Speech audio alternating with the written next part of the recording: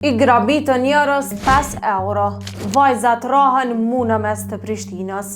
Për vetëm 5 euro, imagjinojeni, për vetëm 5 euro, një incident i rënd dhune ka ndodhur në Prishtinë, ku disa vajzat të mitura janë përfshirë në sulm fizik dhe grabitje ndaj një bashkëmoshatareje.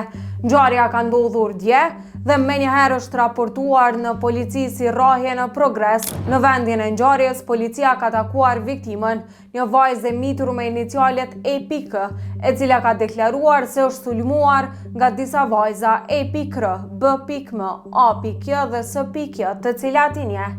Sipas hetimeve dhe pamjeve të kamerave, në rast janë përfshirë 5 të mitura.